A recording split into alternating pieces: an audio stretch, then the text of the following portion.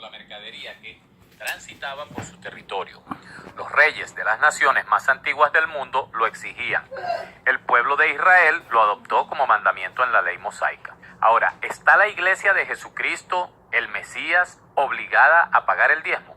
Veamos dónde menciona la Biblia los diezmos. La primera vez que lo hace es en Génesis capítulo 14, versículo 20. La segunda vez es en Génesis 28, versículo 22. El resto de las veces que se menciona en el Antiguo Pacto o Testamento es como mandamiento, ordenanza o reclamo. Y en el Nuevo Pacto se menciona solo como referencia. Hemos escuchado de la boca de los líderes de las congregaciones que todo creyente debe pagar el diezmo, pues no le pertenece, sino que es de Dios. Ahora, lo curioso es que si es de Dios, ¿por qué lo disfrutan los pastores si le pertenece a Dios? Y se mencionan justificaciones como que Abraham diezmó y no estaba todavía bajo la ley, al igual que Jacob, que diezmar trae bendiciones a las finanzas, que si no diezma te vendrá pobreza, enfermedad a ti o a algún familiar o alguna maldición, que si no diezmas, Dios no oirá tus oraciones, que si no diezma eres un ladrón y los ladrones no entran al reino de los cielos, que es mejor dar que recibir. Debemos ser agradecidos con Dios por todo lo que nos está dando, y la forma es diezmar. También que no es digno de llamarse cristiano aquel que no diezma. Veamos qué dicen las escrituras en su contexto real. Comenzando por la primera cita bíblica en Génesis 14, se menciona que Abraham diezmó a Melquisedec, rey de Salem y sacerdote del Dios Altísimo. Veamos que el contexto expresa que Kedorlaomer y Tidal hicieron guerra contra Sodoma, Gomorra y otras 4 ciudades, y estos les hicieron frente, pero fueron superados y huyeron, perdiendo sus bienes y la vida de algunos. También capturaron a Lot, sobrino de Abraham, y este fue en su rescate de noche y rescató tanto a Lot como los bienes del rey de Sodoma.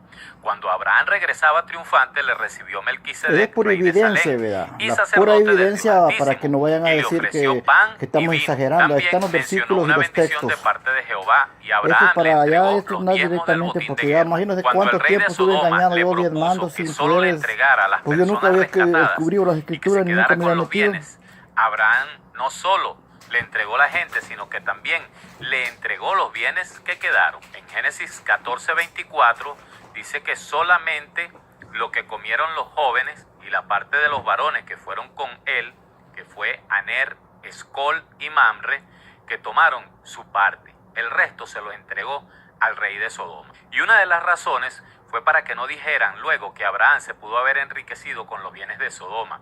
Y por cierto, que él ya era muy rico antes de diezmar de lo que no era suyo, sino del botín de guerra, y nunca había diezmado nada de sus propios bienes y nunca más diezmó otra cosa. Otra de las cosas que Abraham hizo fue circuncidarse, él, sus hijos, sus siervos, y eso tampoco estaba en la ley.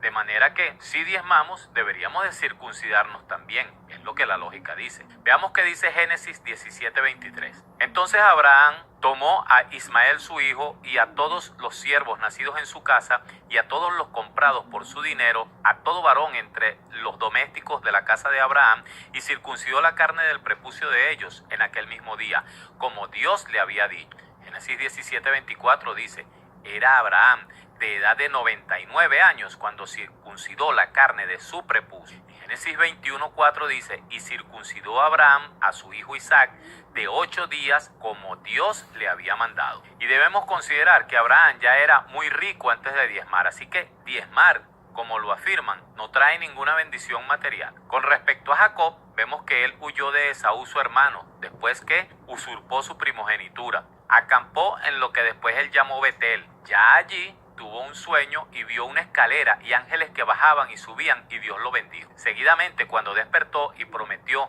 que si en el viaje que estaba haciendo Dios lo cuidaba y proveía de alimento y vestido, y además si volviera en paz a casa de su padre, de todo lo que le diere apartaría el diezmo para Dios. Se puede apreciar que Jacob no estaba prometiendo un diezmo de por vida, sino condicionado al viaje que estaba realizando. Y se debe tomar en cuenta que él estaba tratando de pactar con Dios, poniendo sus condiciones, lo que no es correcto, ya que Dios es soberano y nada podemos ofrecerle a cambio de cualquiera de sus bendiciones, por pequeñas que sean. Tampoco se vuelve a mencionar el diezmo por parte de Jacob. Es más, no se sabe si él entregó el diezmo prometido, ya que estuvo más de 14 años hasta que se fuga de casa de su tío y suegro Labán con sus 2 esposas, que era Lea y Raquel. Hasta aquí hemos visto la falsedad de esas dos apreciaciones. Veamos ahora el tercer punto que dice que si no diezmas te vendrá pobreza, enfermedad a ti, a un familiar o alguna maldición. Veamos qué dicen las Santas Escrituras. En Malaquías capítulo 3 versículo 6 dice: porque yo Jehová no cambio, por esto, hijos de Jacob, no habéis sido consumidos. Desde los días de vuestros padres os habéis apartado de mis leyes y no las guardaste. Volveos a mí y yo me volveré a vosotros, ha dicho Jehová de los ejércitos. Mas dijisteis: ¿en qué hemos de volvernos? ¿Robará el hombre a Dios? Pues vosotros me habéis robado. Y dijisteis: ¿en qué te hemos robado? En vuestros diezmos y ofrendas. Maldito soy con maldición, porque vosotros, la nación toda, me habéis robado. Traed todos los diezmos al alfolí, y haya alimento en mi casa, y probadme ahora en esto, dice Jehová de los ejércitos. Si no, os abriré las ventanas de los cielos, y derramaré sobre vosotros bendición hasta que sobreabunde. Reprenderé también por vosotros al devorador, y no os destruirá el fruto de la tierra, ni vuestra vid en el campo será estéril, dice Jehová de los ejércitos. Todas las naciones os dirán: bienaventurados, porque seréis tierra deseable, dice Jehová de los ejércitos. Primero vemos que les está hablando a los hijos de Jacob, es decir, a Israel, que desde el día de sus padres se habían apartado de sus leyes, que les había dado como mandamiento, y les muestra sus justificaciones, que son solo excusas baratas. En el versículo 9 expresa que malditos son con maldición, pero cabe destacar que la traducción textual no dice así, sino que dice más bien: me habéis maldecido con maldición. Los escribas cambiaron esto por pensar que a Dios no se debe maldecir, pero el original de Malaquías dice textualmente: me habéis maldecido con maldición, pues vosotros, la nación toda, es decir, Israel, me ha robado. No se refería a la iglesia de Jesucristo, pues faltaban más de 400 años para que ésta naciera. Por otra parte, si leemos el versículo 1 del capítulo 1, dice: profecía de la palabra de Jehová contra Israel por medio de Malaquías. Luego dice: traed todos los diezmos al alfolí. No era otra cosa que un enorme granero, el alfolí, para almacenar todo producto agrícola y ganadero, nunca en dinero en efectivo. Veamos el siguiente pasaje bíblico, Deuteronomio 14, 22 en adelante. Indefectiblemente diezmarás todo el producto del grano que rindiere tu campo cada año, y comerás delante de Jehová tu Dios en el lugar que él escogiere para poner allí su nombre. El diezmo de tu grano, de tu vino, de tu aceite, y las primicias de tus manadas y de tus ganados, para que aprendas a temer a Jehová tu Dios todos los días. Y si el camino fuere tan largo que no puedas llevarlo por estar lejos de ti el lugar que Jehová tu Dios hubiera escogido para poner en él su nombre, cuando Jehová tu Dios te bendijere, entonces lo venderás y guardarás el dinero en tu mano, y vendrás al lugar que Jehová tu Dios escogiere, y darás el dinero de todo lo que deseas, por vacas, ovejas, por vino, por sidra o por cualquier cosa que tú deseares, y comerás allí delante de Jehová tu Dios, y te alegrarás tú y tu familia, y no desampararás al levita que habita en tus poblaciones, porque no tiene parte ni heredad contigo. Esto quiere decir que el diezmo también se lo comía el diezmador junto con el levita. Luego continúa Malaquías diciendo: si ellos llevan el diezmo como lo dice su ley, por ellos Dios reprenderá al devorador y sus campos no enfermarán.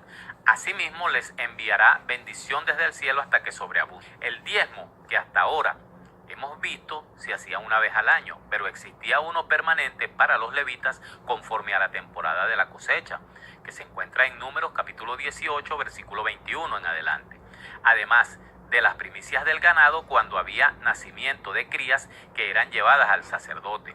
Un diezmo cada 3 años para las viudas, los pobres y los extranjeros. Esto quiere decir que el diezmo también se compartía con el pobre, la viuda y el extranjero. ¿Ha visto usted en las congregaciones cristianas que han llevado el diezmo para que todos coman por igual y luego lo que queda se lo reparte a quien tenga necesidad? No, ¿verdad? Seguramente su pastor le dirá que no estamos en Israel. Deuteronomio 14, 28 dice: al fin de cada 3 años sacarás todo el diezmo de tus productos de aquel año y lo guardarás en tus ciudades. Y vendrá el levita, que no tiene parte ni heredad contigo, y el extranjero, el huérfano, la viuda, que hubiere en tus poblaciones, y comerán y serán saciados, para que Jehová tu Dios te bendiga en toda obra que tus manos hicieren. Deuteronomio 26, 12. Cuando acabes de diezmar todo el diezmo de tus frutos en el año tercero, el año del diezmo darás también al levita, al extranjero, al huérfano y a la viuda, y comerán en tus aldeas y se saciarán. Aun cumpliendo con todo esto, Israel fue cautivo por Nabucodonosor, también por los persas, y luego ocupado por el imperio romano. Y la pregunta es, ¿diezmaría el pueblo de Israel como Dios lo mandó o no? ¿Acaso se equivocó Salomón cuando dijo que todo acontece de la misma manera al impío y al justo? Salmos 37:7 dice, guarda silencio ante Jehová y espera en él. No te alteres con motivo del que prospere en su camino por el hombre que hace maldades. Pregunto, ¿los apóstoles también desobedecerían a Dios, así como todos los mártires de la iglesia del Mesías? Mateo murió a espada, Santiago murió decapitado, Felipe ahorcado, Bartolomé desollado vivo, Marcos murió arrastrado por caballos, Lucas ahorcado, Pedro crucificado cabeza abajo, Santiago arrojado desde el pináculo del templo y rematado a golpes, Andrés crucificado en una cruz en forma de X, Tomás traspasado con una lanza, Tadeo traspasado por flechas, Simón el celote crucificado, Matías apedreado y decapitado, y Pablo decapitado. ¿Sería que también estaban en pecado o que no diezmaban? ¿Dónde habrán aprendido que diezmar trae prosperidad, salud o buen vivir a los cristianos? Y hacerlo traerá bendición, salud y prosperidad, cuando en Hechos de los Apóstoles se dice bien claro que es necesario que alcancemos el reino de los cielos a través de muchas tribulaciones. En relación a el punto de que si no diezmas, Dios no oirá tus oraciones, debemos preguntarnos si entonces Dios escuchó o no a sus apóstoles, a todos sus siervos. El otro punto dice que si no diezma eres un ladrón y los ladrones no entrarán al reino de los cielos. Y es interesante este alegato, ya que el nuevo pacto expresa que el sacrificio del Mesías, Jesucristo, nos ha librado de la maldición de la ley y que a través de él somos totalmente salvos. Jesucristo dijo, consumado es. Y consumado es que es suficiente para entrar al reino de los cielos. Entonces, necesito además del sacrificio de Jesucristo, el Mesías, efectuar un pago aparte para poder ser salvo. Además, Hechos de los Apóstoles, capítulo 15, versículo 28 y 29, me pone bien claro cuáles son mis ordenanzas como cristiano. Dice así, porque ha parecido bien al Espíritu Santo y a nosotros no imponeros carga alguna excepto estas cosas necesarias, que os abstengáis de lo sacrificado a ídolos, de sangre, de cosas ahogadas y de fornicación. Haréis bien en absteneros de tales cosas. Tened salud. ¿Cómo queda el sacrificio de Jesucristo entonces? ¿No fue suficiente para que podamos entrar al cielo? El otro punto es que dicen que es mejor dar que recibir. Y si es así, ¿por qué los líderes, pastores, presbíteros y hasta presidentes de las federaciones no lo ponen por obra y entonces dan en vez de recibir, beneficiando a los santos que están en necesidad? ¿O solo quieren diezmar a algunos y otros no? También dicen que debemos ser agradecidos con Dios y la forma es diezmar. Ahora, ¿sabía usted que si procuramos cumplir la ley, aunque sea en un solo punto, debemos cumplirlos absolutamente todos? Gálatas capítulo 2, versículos 15 y 16 dice, nosotros, judíos de nacimiento y no pecadores de entre los gentiles, sabiendo que el hombre no es justificado por las obras de la ley, sino por la fe en Jesucristo, nosotros también hemos creído en el Mesías para ser justificados por la fe de Cristo y no por las obras de la ley, por cuanto por las obras de la ley nadie será justificado. Este texto por sí mismo se explica. El Mesías ha librado de la ley hasta a los mismos judíos que hayan creído en él. Y prosigue el 21. No desecho la gracia de Dios, pues si por la ley fuese la justicia, entonces por demás murió Cristo. Gálatas capítulo 5, versículo 4 dice, de Cristo os desligasteis los que por la ley os justificáis, de la gracia habéis caído. Yo no quisiera caer de la gracia. Todos los mandamientos y las ordenanzas de la ley son exactamente iguales delante de Dios, sea circuncidarse, diezmar o guardar el Shabbat. La gracia de nuestro Señor y Salvador Jesucristo nos ha librado de la ley y cumplir con cualquiera de esos requisitos, porque son requisitos y obliga a cumplir con todos si solamente cumples con uno. Y esto constituye un pecado si usted no lo hace. Lo otro que dicen es que no eres digno de ser llamado cristiano si no diezmas. Veamos, el Mesías mismo, que nos dio ejemplo en todo, jamás diezmó, ya que siendo carpintero no debía diezmar, pues era una ocupación que la ley de Moisés no contemplaba, al igual que Pedro, que era pescador. Y si hablamos de Pablo, tampoco, pues Pablo construía sucá. Tampoco la ley de Moisés exigía diezmo de estas ocupaciones. De las únicas ocupaciones que exigía diezmo era de los agricultores y los ganaderos. El resto del pueblo no diezmaba. El Mesías no enseñó a sus discípulos a diezmar. En el pasaje del fariseo y el publicano, de Lucas 18:10 en adelante, se aprecia que al Padre Celestial no le importa cuánto te sacrifiques, sino cómo te comportas desde el fondo de tus intenciones que salen de tu corazón. A continuación se muestra la cita bíblica. Así hay muchísimos cristianos evangélicos que son fariseos modernos, que creen que por sus apariencias externas se salvarán. Muchos cristianos que creen que son salvos por hacer o dejar de hacer algo y señalan los errores o pecados ajenos y los propios los esconden debajo de la alfombra. Muchos dicen que era necesario hacer una cosa sin dejar de hacer la otra, pero recordemos que él le hablaba a los fariseos. No estaba la iglesia todavía viva, no había nacido. Israel solamente diezmaba dentro de su territorio y no aceptaba diezmo de gentiles, aunque estos tuvieran mucha buena intención de colaborar con el pueblo, pues era considerado inmundo o contaminado. Veamos un poco de historia. En el concilio de la Iglesia Católica Romana, celebrado en Tours en el año 567, se votó por el diezmo obligatorio para los laicos, al igual que en el concilio de Macón en el 585. Después de la reforma, continuó y perdura hasta el presente en los países en los que su legislación contempla el diezmo para la Iglesia Católica. Los protestantes continuaron con esta práctica y hoy en día muchas iglesias evangélicas lo exigen de forma obligatoria y coercitiva. Uno de los alegatos es que el que siembra escasamente también segará escasamente, pero el que siembra generosamente, generosamente cosechará. Segunda a los Corintios capítulo 9 versículo 6.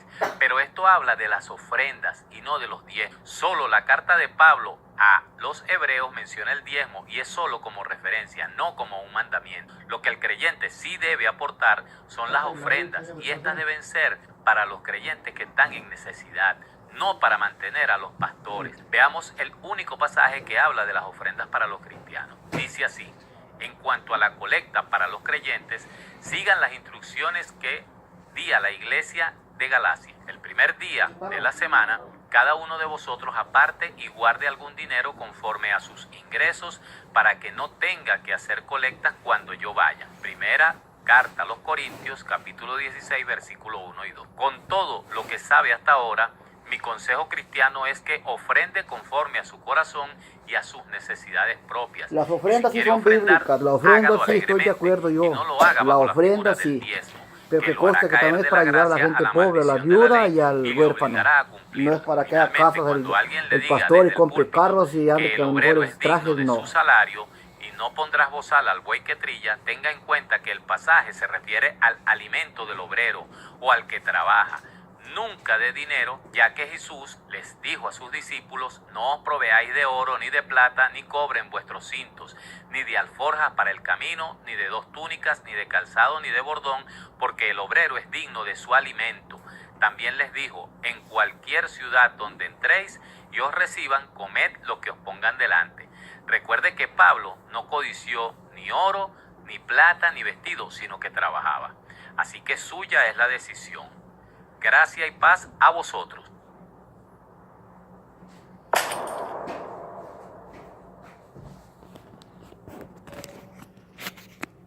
Bueno, más clarito no puede estar. Ahí está la evidencia de los diezmos y que dice la palabra del Señor que el obrero es digno de su salario, pero en alimento, no en dinero. Bendiciones, pueblo de Dios. Chao.